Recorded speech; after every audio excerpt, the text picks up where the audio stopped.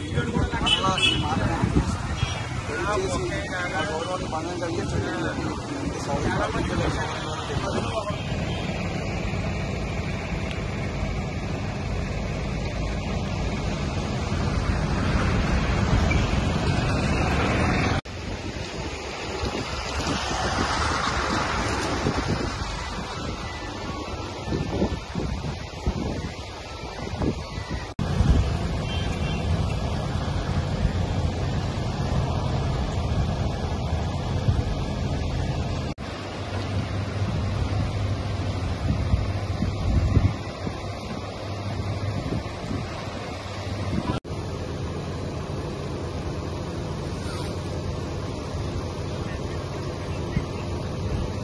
ఈరోజు ఉండి నియోజకవర్గంలో రామరాజు గారికి మద్దతుగా చేపట్టిన ఆమరణ నిరాహార దీక్ష 4వ రోజు చేయటం జరిగింది.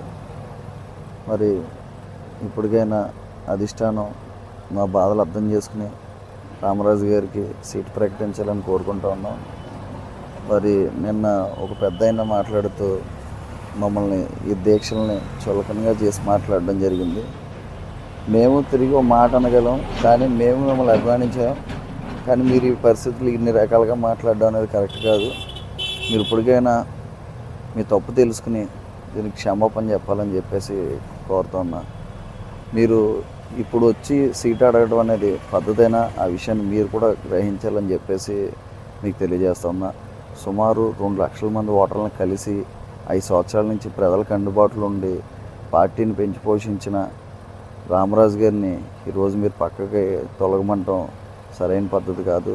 ఇప్పటికైనా మీరు తప్పు తెలుసుకుని మమ్మల్ని కూడా దయించి రామరాజు గారి సీటు కేటాయించాలని చెప్పి మీరు కూడా అధిష్టానం దృష్టికి తీసుకెళ్లాలని చెప్పి తెలియజేస్తున్నాం.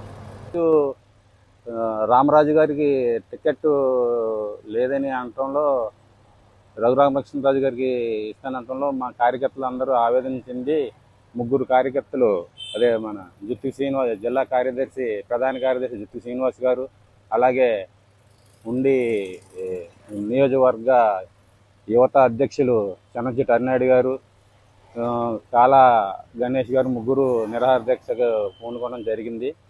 ఇందులో ఆయన కాలా గణేష్ గారికి నిన్న అస్వస్థత గురవుతంలో ఎమ్మెల్యే గారు వచ్చి దీక్ష విరమణ చేసి భీమవరం ప్రభుత్వ ప్రైవేట్ హాస్పిటల్కి తీసుకువెళ్ళారు. ఈ రోజు 4వ రోజు ఇద్దరు కూడా బాగా ఆరోగ్యపరంగా క్షీణించింది. అయినా సరే వీళ్ళు ఎమ్మెల్యే గారు ఎంత ప్రతిమలినా సరే దీక్ష విరమణ నిరాకరించారు. కావున అధిష్టానం చంద్రబాబు నాయుడు గారు ఇది గమనించి ఆ ఎమ్మెల్యే గారు 2,20,000 ఓట్లకు కానీ 2 లక్షల ఓట్లకి